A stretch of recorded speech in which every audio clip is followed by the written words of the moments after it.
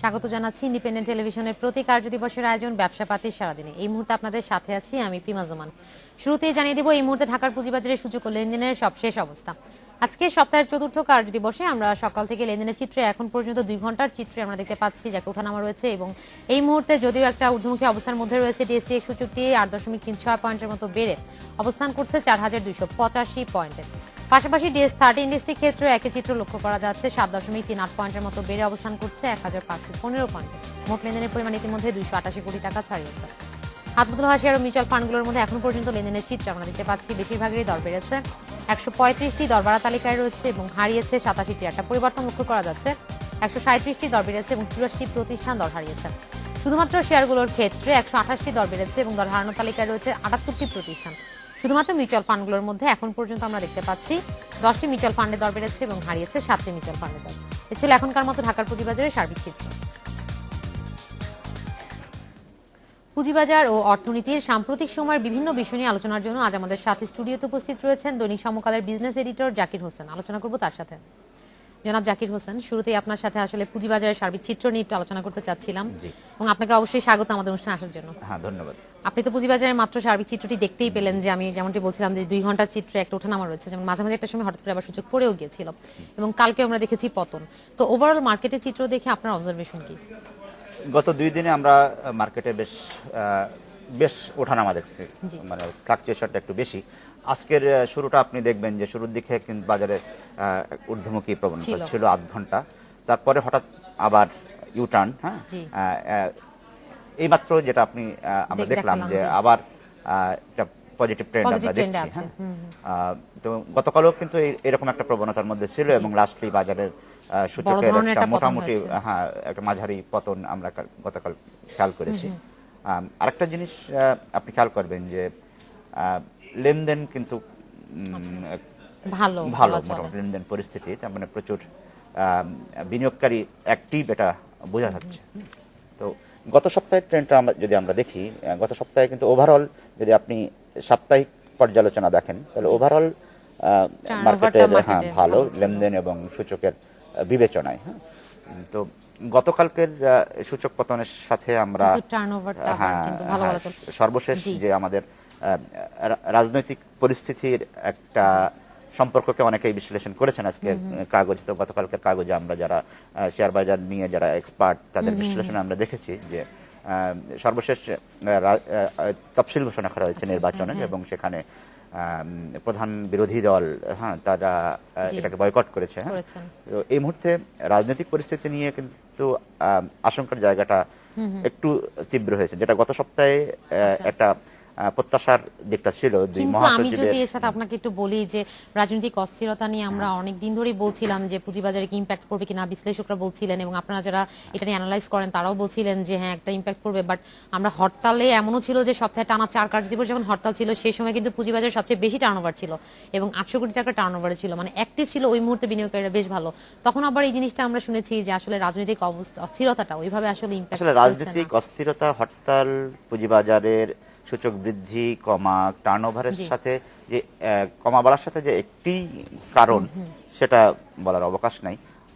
আমাদের দেশে শেয়ার বাজারের বিনিয়োগকারীদের মধ্যে আসলে রিয়্যাক্ট করার প্রবণতা খুবই বেশি, যে কোনো কিছুতেই, মানে যে কোনো কিছুতেই বাজার খুব রিয়্যাক্ট করে। তো হরতাল ছিল, হরতালের মধ্যেও কিন্তু আমরা দেখছি যে একটা দুপক্ষের সংলাপের একটা উদ্যোগ আমরা দেখছি। হ্যাঁ, তো সেখানেও কিছুটা প্রত্যাশা থাকতে পারে যে হরতাল কিন্তু আমরা মানে আমি দেখছি যে গত সপ্তাহে কিংবা তার আগে বিনিয়োগকারীদের মধ্যে প্রত্যাশার জায়গাটা এরকম যে হয়তো একটা সলিউশনের দিকে যাচ্ছে। ইলেকশনের ডেট ঘোষণা হলে দুই দলে যদি ইলেকশনে আসে, হ্যাঁ, তাহলে বাজারটা অনেক বাড়বে। এই আশায় যে আমি এখন কিনে রাখি, হ্যাঁ, পরে লাভ পাবো, এরকম। এখন তো দেখছি যে শর্ট টার্মে লাভ করার প্রবণতা অনেকের মধ্যেই, হ্যাঁ, লং টার্মে বিনিয়োগ করলাম, রাখলাম, হ্যাঁ, এই প্রবণতা কম বলে আমার কাছে মনে হয়। তাছাড়া বাজার উদ্যমীকে রাখার ক্ষেত্রে, বাজার স্থিতিশীল রাখার ক্ষেত্রে আইসিবির একটা পার্টিসিপেশন ছিল বলে আমরা যতটুকু জানি যে আইসিবি, হ্যাঁ, সরকারেরও এক ধরনের পরামর্শ যে হ্যাঁ বাজার নির্বাচনকে সামনে রেখে এরকম জি, জি। পরামর্শ থাকতেও পারে বলে জি, জি। ধারণা করা হয় যদিও। আচ্ছা, আমরা প্রত্যাশা করব যে আসলে হ্যাঁ। যেন কোনো রাজনৈতিক অস্থিরতা এইভাবে খুব বেশি মাত্রায় যেন আমাদের পুঁজিবাজারে ইম্প্যাক্ট না ফেলে। জি। তো আরেকটা বিষয় আমি আপনার কাছ থেকে জানতে চাইবো যে বেশ সাম্প্রতিক সময়ে আপনি যে কথাটি বলছিলেন এর মধ্যে আরেকটি বিষয় ছিল যে কিছু দুর্বল মৌলভিত্তিক কোম্পানির শেয়ারের অস্বাভাবিক দর বাড়ছিল।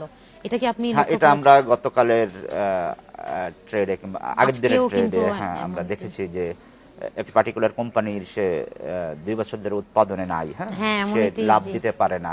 তাহলে তার দামটা হঠাৎ করে এত ফল বাড়বে কেন? ট্রেডও এই ছিল মার্কেটে। প্রশ্নটা কিন্তু থেকেই যায়, থেকেই হ্যাঁ? যায়। তারপর স্বল্প মূলধনের কিছু কোম্পানিরও দর খুব বেড়েছে। তো আমার যেটা ধারণা, হ্যাঁ? যে অনেক ক্ষেত্রে স্বল্প মূলধনের কোম্পানি কিংবা এই সমস্ত কোম্পানির দর যেটা উৎপাদনে নাই, কোনো পারফরমেন্সে নাই, সব দর বৃদ্ধির ক্ষেত্রে আহ, হয়তো যারা বড় আকারের বিনিয়োগ করে এদের কয়েকজনের নেক্সাস আচ্ছা। থাকলেও থাকতে পারে, হ্যাঁ?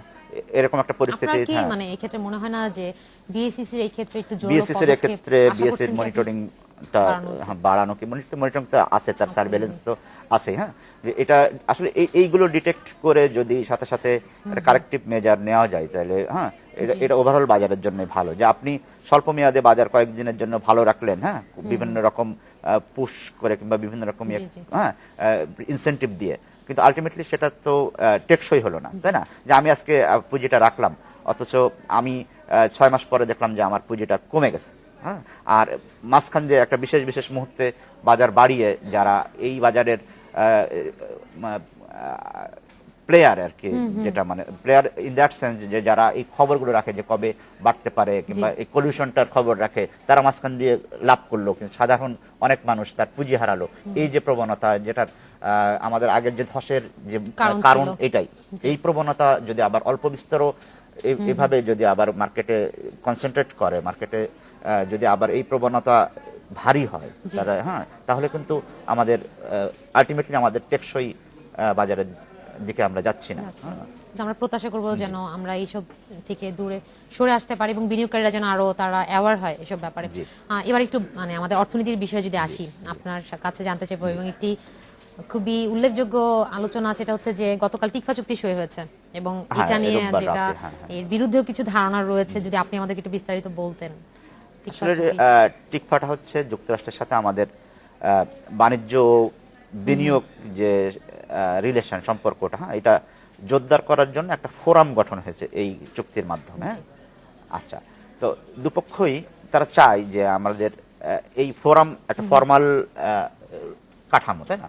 যে এর মাধ্যমে আমরা বসবো, আলোচনা করব, দুই পক্ষের বাণিজ্য বিনিয়োগ সম্প্রসারণে যেসব প্রতিবন্ধকতা আছে, হ্যাঁ, যেগুলো আমরা দূর করতে পারি মিলেমিশে, হ্যাঁ, জি, জি। বিপক্ষে মিলে, সেরকম কিছু কথা আসলে অভিপ্রায় এই চুক্তিতে আছে। আচ্ছা। এখানে কিন্তু স্পেসিফিক শুধু কি এমন ব্যবসা বাণিজ্যের উন্নয়নের স্বার্থেই আমাদের এই চুক্তির, যেটা আমি কালকেও আমরা শুনছিলাম যে এখানে একটি আসলে ব্যবসা বাণিজ্যের মানে একটি দুই মঞ্চ। দেশের বাণিজ্য বিনিয়োগ সম্পর্ক, এটাই হচ্ছে মেন।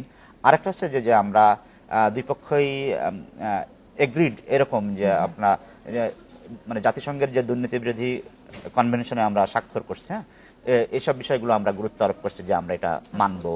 তারপর আমাদের শ্রমিকদের যে অধিকার, যেটা আইএলও যে বেসিক রাইট, যেটা আইএলওর যে নিয়মগুলো আমরা যেটা দুপক্ষই যে স্বীকার করে যে এগুলো আমরা মানি, হ্যাঁ। মানি। এই চুক্তিতেও এই বিষয়টা আসছে যে আমরা দুই পক্ষেই এটা আমরা নিজ নিজ শ্রম আইনের কার্যকর প্রয়োগ করব, হ্যাঁ।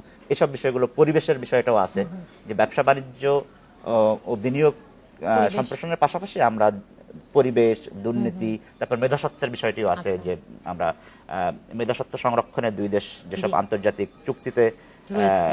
স্বাক্ষর করেছে কিংবা যেগুলো আমাদের নিজেদের নিয়ম কানুনের মধ্যে আছে, সেগুলো আমরা মানবো, আচ্ছা, এরকম কথা। আমি আরেকটি বিষয় আপনার কাছে জানতে চাইবো, সেটা হচ্ছে যে মানে টিকফা চুক্তি সইয়ের ফলে কি আমাদের আগামীতে জিএসপি পাওয়ার ক্ষেত্রে কোনো সুবিধা পাবো কিনা? তবে আমাদের একটা বিরতির সময় এসেছে, আচ্ছা। বিরতির পরে আপনার কাছে এই ব্যাপারে নিয়ে জানতে চাবো। আলোচনার পর্যায়ে একটি বিরতি নিচ্ছি, আমাদের সাথেই থাকুন। আপনারা দেখছেন ব্যবসাপাতির সারাদিনে।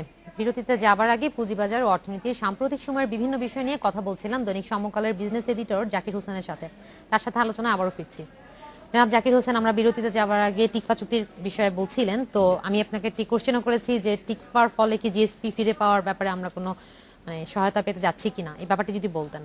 বেসিক্যালি টিকফার সঙ্গে জিএসপি ফেরত পাওয়ার কিংবা জিএসপির কোনো সরাসরি সম্পর্ক নেই। জি। হ্যাঁ, মার্কিন যুক্তরাষ্ট্রে আমাদের প্রধান রপ্তানি পণ্য তৈরি পোশাক।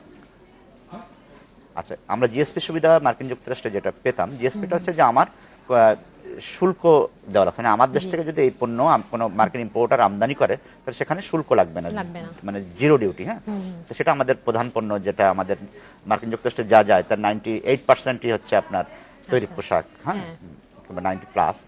আচ্ছা, তো যে পণ্যে আমরা শুল্কমুক্ত সুবিধা পেতাম, যেমন টোবাকো, প্লাস্টিক, হ্যাঁ, আচ্ছা, তো এগুলো তারা স্থগিত করেছে জিএসপি সুবিধাটা। আবার মজার বিষয় যে জিএসপি সুবিধা স্থগিত করেছে, কিন্তু তৈরি পোশাক শিল্পের যে শ্রম অধিকার নিয়ে আমাদের যে অগ্রগতি নেই, কিংবা আমাদের এখানে শ্রম অধিকার লঙ্ঘিত হচ্ছে, কারখানার পরিবেশ ভালো না, এরকম নানা ইস্যুতে তারা জিএসপি সুবিধাটা স্থগিত করেছে, তাই না? তো টিকফার সাথে জিএসপির সুবিধা পুনর্বহালের কোনো সম্পর্ক নেই। তবে কিন্তু যেহেতু টিকফার আওতায় একটা ফোরাম গঠিত হয়েছে বাংলাদেশ ও যুক্তরাষ্ট্রের, এই ফোরামের প্রথম বৈঠক জানুয়ারিতে ঢাকায়। হ্যাঁ, তো এই ফোরামে কিন্তু এই জিএসপি নিয়ে আলোচনাটা হতে পারে বলে আশা করা যাচ্ছে, যেহেতু ফর্মাল ফোরাম, মাঝে সাঝে তারা বসবে। তো আলোচনার জায়গাটায় কিন্তু টিকফা চুক্তি একটা গুরুত্ব রাখে।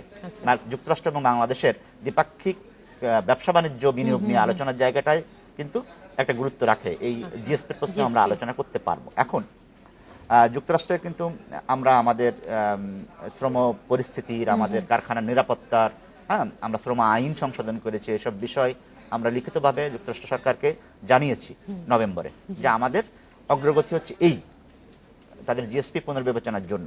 তাদের ডিসিশনটা ডিসেম্বরে হওয়ার কথা, তারা একটা সিদ্ধান্ত কিছু একটা জানাবে। হ্যাঁ, এরপরে যদি তারা ফাইনালি জিএসপি পুনর্বহাল না করে, তো জানুয়ারিতে যে বৈঠক হবে সেই বৈঠকে আলোচনা হতে পারে। হ্যাঁ, কিন্তু আমাদের জন্য যেটা দরকার, যদি সেটা এই ফোরামের আলোচনায় কোনো অগ্রগতি হয়, যেটা হচ্ছে আমাদের তৈরি পোশাকের ডিউটি ফ্রি অ্যাক্সেসটা দরকার।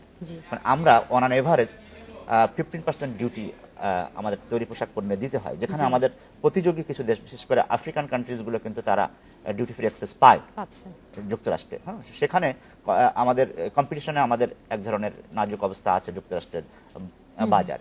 যুক্তরাষ্ট্র আমাদেরকে যদি তৈরি পোশাকে শুল্কমুক্ত সুবিধা দেয়, যেটা আমরা বহুদিন ধরেই চেষ্টা করছি, বাইলেটারালি চেষ্টা করছি, রাজনৈতিকভাবেও চেষ্টা করছি, এবং আপনি জানেন যে আমাদের ডব্লিউটিও এর যে হংকং সম্মেলনে 2005 সালে, হ্যাঁ, সেখানে কিন্তু স্বল্পোন্নত দেশগুলোর, বাংলাদেশ স্বল্পোন্নত দেশ, হ্যাঁ, 100% পণ্যে শুল্কমুক্ত সুবিধা দিবে উন্নত দেশগুলো, এরকম একটা সিদ্ধান্ত আছে, অঙ্গীকার আছে। হ্যাঁ, যে তারা আপাতত 97% দিবে, কিন্তু তারা ধীরে ধীরে 100% দিবে।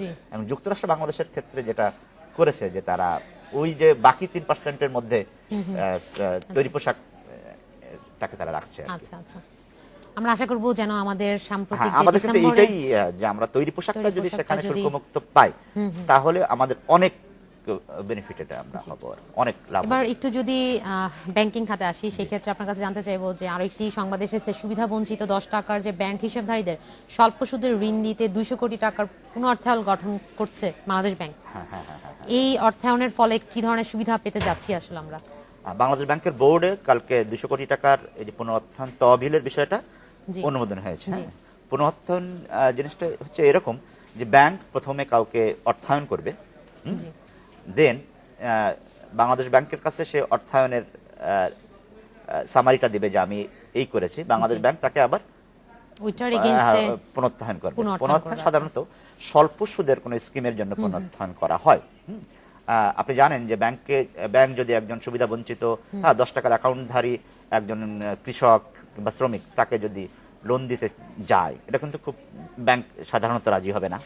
হ্যাঁ, যে তাকে অনেক ঝুঁকিপূর্ণ মনে করবে।